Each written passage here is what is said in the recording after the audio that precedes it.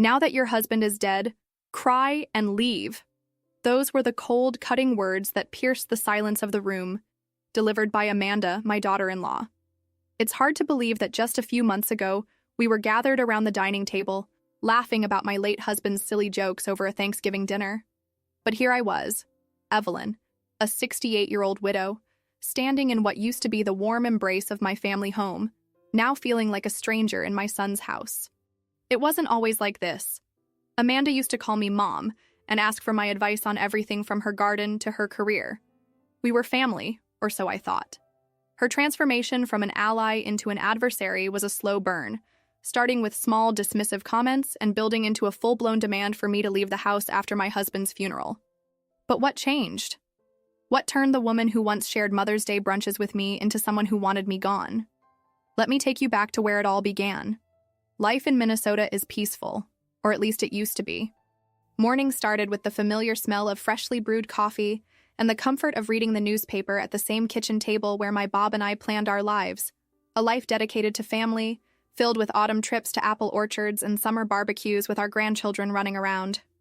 But lately, even the simple act of sitting at that table felt oppressive, knowing Amanda's stern gazes were upon me, measuring every move I made, every breath I took. Looking back, I remember baking a batch of chocolate chip cookies, a family favorite recipe passed down from my mother. As I offered Amanda one, she simply took it without meeting my eyes, a silent yet resounding message that things would never be the same. If you believe that gratitude and love shouldn't be conditional, that family should support rather than separate, then stay with me as I unravel the choices and misunderstandings that led us here. Subscribe to the channel and click the bell icon, because you won't want to miss how this story of resilience unfolds. Amanda's transformation from warm-hearted to cold and calculating left everyone on edge. We had initially bonded over dinners and shared laughter, but now Amanda's eyes were like shards of ice every time they met mine. It was hard to pinpoint when it all started, but the boiling point reached when discussions about my stay at my son, Mark's house came up after Bob's funeral. Mark had always been the bridge, the peacekeeper. He adored his father, and I had no doubts about his love for me. Yet somehow, Amanda had an uncanny ability to cloud his judgments. Perhaps it was the soft whispers while they lay in bed, where she turned ambiguities into harsh realities that didn't exist. I saw it in the way he looked at me, hesitant, apologetic, as though he wished to stand firm but couldn't muster the strength against the looming shadow Amanda cast. Amanda's motivation, I suspected, was rooted in a deeper resentment. Maybe jealousy over the closeness Mark and I shared, or perhaps a petty possessiveness over her domain. Minnesota winters can be harsh, yet it was her subtle, biting comments that sent more shivers down my spine than any snowfall ever could.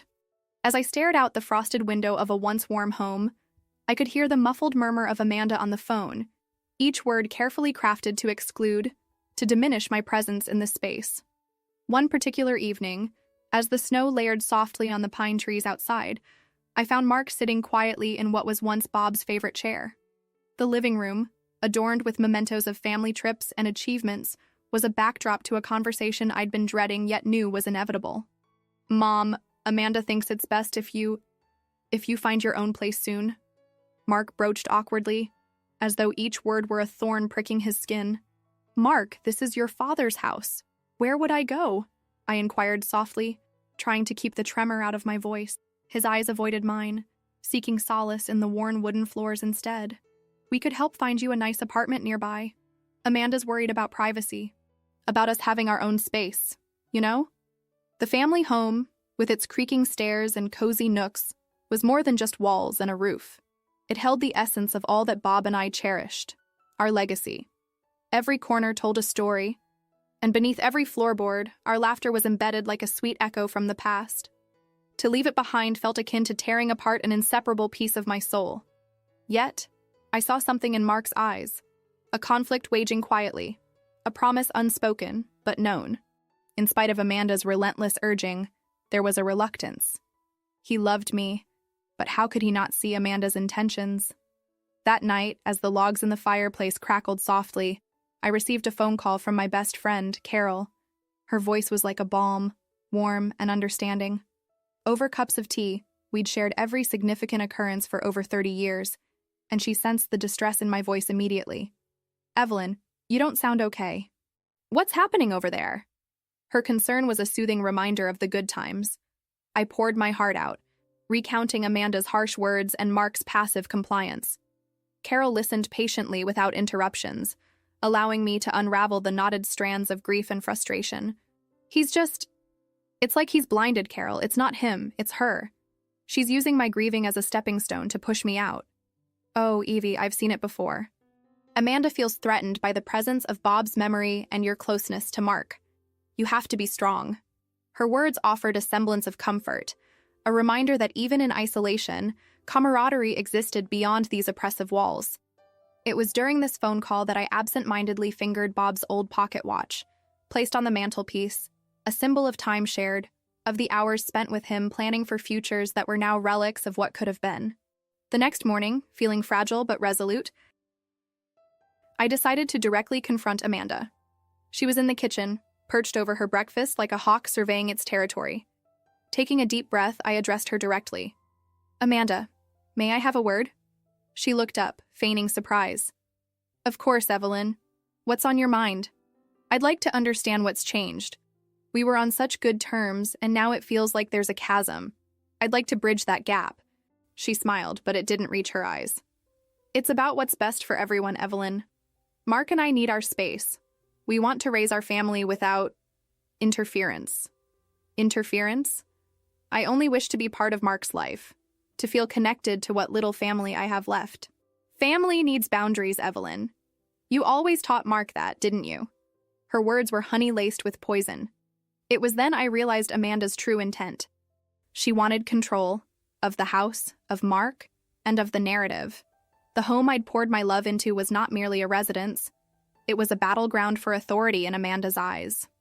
Feeling defeated, I retreated to my room. Sitting by the window, I watched the snowflake ballet against the pane, the transparent surface holding the weight of my world. But one thing was certain. I wasn't leaving without a fight. As Evelyn sat by the window, watching each snowflake pirouette lazily to the ground, she felt an unfamiliar fire kindling within her. It was a slow burn, a defiance that had no room amidst the crumbling old memories littered throughout her mind.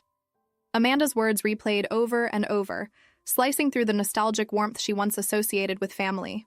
Boundaries, interference, outsider. It seemed as though Bob's death had not only left her without her partner, but teetering on the edge of losing her son as well. As the warmth of the morning sun filtered through the lace curtains, Amanda, still clothed in the armor of her own calculation, approached Evelyn later that morning. Her posture was all regal authority now.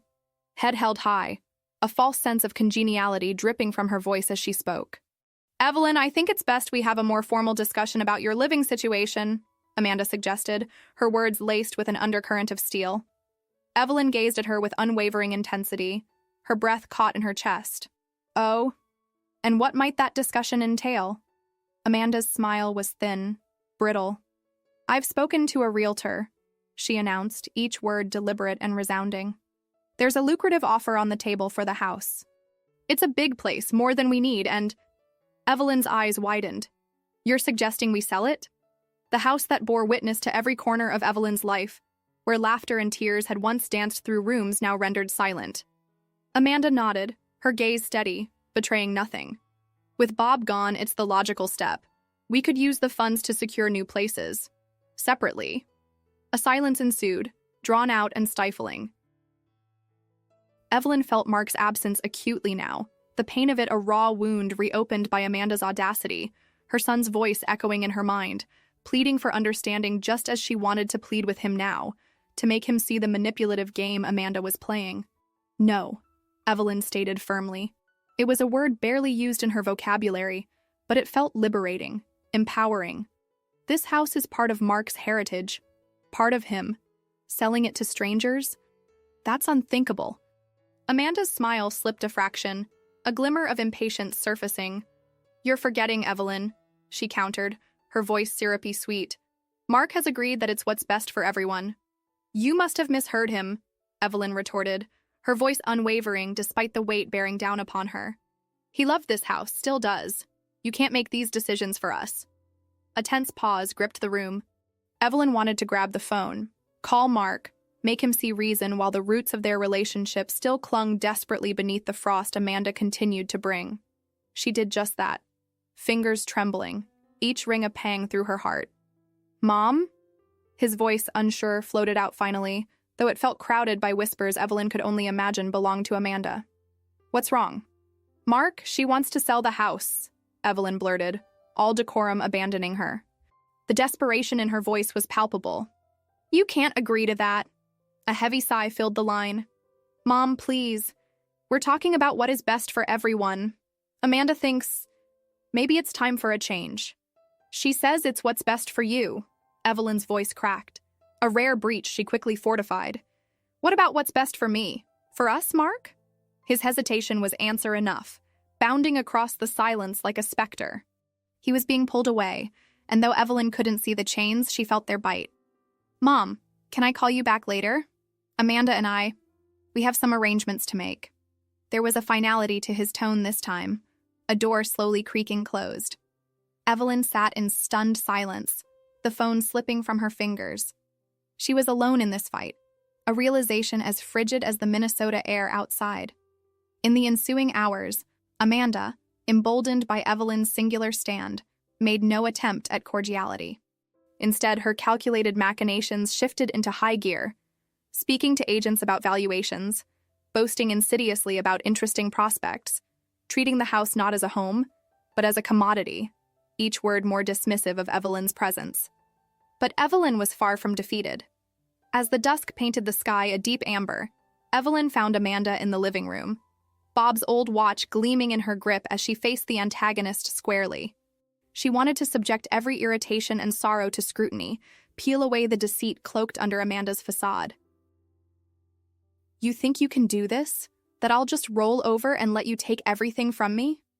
Evelyn's voice cut through the room, neither loud nor timid, but full of a resolve that gleamed like the piece of time she clutched at her side. Amanda glanced up, unfazed, self-assurance exuding from every pore. "Evelyn, be reasonable. Bob's gone.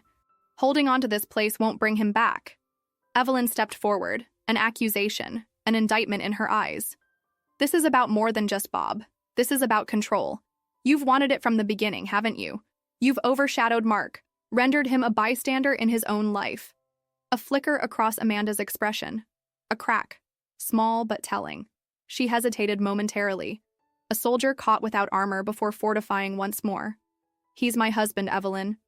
Of course I'll make decisions." "For us?"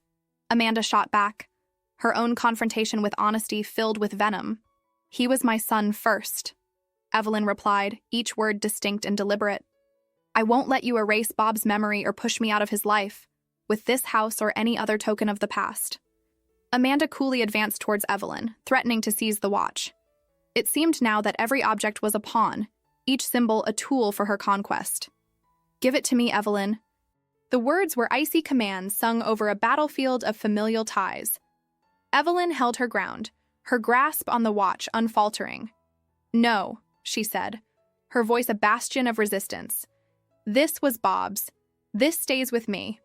Their eyes met with clashing wills, a stalemate in an unwinning game. Here was the essence of who they both were, laid bare upon familial bloodlines severed by confrontation. This house might soon belong to someone else, but Evelyn was undeterred. She would not be displaced by fear or manipulation. This she vowed silently, burning into the marrow of her very soul. The saga was far from over. Evelyn understood now that she must reclaim control in ways Amanda neither anticipated nor understood. The battle might weigh heavy upon her heart, but Evelyn was no longer afraid of being alone, redirecting her determination towards whatever challenge waited on the grasping horizon. Evelyn's resolve was unwavering as the days passed. Despite Amanda's brazen attempts to assert dominance over the household and the haunting quiet filling the spaces once animated by familial love, Evelyn knew she couldn't win this battle alone. Her mind, sharp despite the emotional upheaval she endured, turned to the idea of seeking legal advice. One frosty morning, Evelyn bundled up in her warmest coat and made her way through the crunching snow to the nearby law office of Sarah Caldwell, a well-respected attorney known for her deft handling of family disputes. The air was crisp, each breath a visible puff as her quick steps carried her across the ice-kissed streets of the small Minnesota town. Sarah's office was a bastion of warmth against the chilling winter, and Evelyn found comfort in the attorney's welcoming demeanor and confident handshake. As Evelyn recounted her story, the manipulative sway Amanda held over Mark, the looming threat of losing her cherished home, Sarah nodded reassuringly, her pen capturing each detail with precision. "You have more rights than you might be aware of, Evelyn," Sarah informed her after listening intently. "The house, being part of Bob's estate, can't simply be sold without addressing your interest in it, particularly given your long-standing residency and contribution to the family. We can definitely contest this." Evelyn hadn't known that, and the revelation kindled a light of hope in her heart. Together, they discussed steps forward. A strategic plan that would involve documenting proof of her contributions to the household, testimonials from friends like Carol about Evelyn's integral role in the family, and, most importantly, a formal legal injunction to prevent the sale of the house. Weeks rolled by as Sarah worked meticulously on building the case. Evelyn stepped back from the front lines of her confrontation with Amanda, choosing instead to focus on gathering every document and photograph that testified to her lifelong commitment to their home. It was a period of introspection where Evelyn, surrounded by snapshots of past holidays and handwritten letters exchanged with Bob, allowed herself the respite to heal and strengthen. Meanwhile, Amanda, sensing Evelyn's temporary withdrawal, likely perceived it as a victory. Her actions, however, spoke of an underlying desperation. She increased the pressure on Mark, alienating him further from Evelyn with tales spun from half-truths and convenient omissions. Her grasp seemed to tighten, but Evelyn, buoyed by her soon-to-be legal recourse, felt no despair, only anticipation. The day arrived when Sarah called her into the office. The legal documents, solid, incontestable, lay on the polished wood desk between them. Sarah explained each line patiently, imparting the significance of their power. An injunction against the sale, recognition of Evelyn's rights to her home, the ability to stand firm against Amanda's grasping hands. Armed with this legal shield, Evelyn returned to Mark and Amanda's home, the place where so much of her history resided. She waited for the right moment, for when Amanda was preoccupied elsewhere, and called Mark for a heart-to-heart conversation in the room that held the silent echo of Bob's laughter. "Mark," she started gently, holding the documents in her lap, "there are some things we need to discuss. Clarities I think we've all been needing." He seemed wary, yet there was a flicker in his eye. Perhaps a spark of the old warmth that existed before shadows intruded. "If this is about the house again, Mom, I don't..." "No, it's not just about the house," Evelyn interrupted softly. "It's about us. The family that you, Bob, and I built here, and the choices that are being forced upon us." With steady hands, she handed over the documents, watching as his eyes widened with every sentence his gaze absorbed. Seeing his eyes retrace lines, the burden Amanda had imposed slowly lifting as he absorbed the knowledge of Evelyn's unwavering standing brought a rush of silence between them. Amanda returned home shortly thereafter, finding both Evelyn and Mark seated together, the legal papers still clutched in Mark's hands. Her entrance, full of confident swagger, faltered as she met their united front. "What's going on?" Amanda questioned, the familiar steel beneath her voice. Evelyn stood, meeting her gaze directly. "We've decided that this home won't be sold. Legally, you can't push me out of it, and now I have the means to ensure it never happens." Mark looked up, a new understanding in his eyes edging out uncertainty. "Amanda, we can't ignore this. The way things have been going isn't right. For any of us." For the first time, Amanda's facade cracked, revealing disbelief and indignation clawing beneath her polished exterior. "Mark, we've talked about this." He shook his head, interrupting her smoothly spun argument. "Maybe we have, but I think it's time I really listen to what my mother has been saying all along. She's part of this family, and I won't let that change." Amanda's anger flared, but it was born of her losing hold, not one of righteousness. Her retreat from the confrontation was soundless, her defeat unspoken yet profound. With the storm settled and Amanda's influence definitively checked, there was a tranquility that settled into the house like the soft fall of snow. Evelyn, embracing the freedom and validation that came with reclaiming her rightful place, felt a wave of catharsis. Mark, standing beside her, was finally unfettered and able to see the life he'd been drifting away from. His family, whole again. In the following days, as Amanda started to come to terms with the new dynamic, she found a humbled path forward. Relationship mending would take time, but Evelyn's strength had created the opportunity for it to begin. Evelyn's role was reassured not just by law, but by love. Each day reflected more warmth as she reconnected with her son, shared with him not just the space within the house, but the space in his heart. They spent evenings reminiscing about Bob, rediscovering laughter, shedding tears that cleansed even as they mourned. Finally, Evelyn found herself in the backyard, the Minnesota sky a canvas of celestial peace. She took Bob's old pocket watch from her coat and hung it from the porch, a symbol of time, belonging, and continuity. It would linger there as a testament to resilience, its persistent ticking a lullaby to every memory it housed. Mark joined her, linking arms in silent camaraderie. In the tranquil whisper of the world around them, Evelyn felt herself whole again, nested gently between the past and the promise of what was yet to come. And so, with the watch being a constant reminder of where they'd been and the journey still ahead, Evelyn turned to those sharing her story through the screen. And so, justice prevailed, and my family's love was rekindled. If this touched you, I ask you to leave a like. Share your thoughts. Have you ever faced such betrayals or challenges within your own family? Can broken ties be mended? I'd love to hear from you. Remember to subscribe for more stories of resilience and hope. Until next time, take care.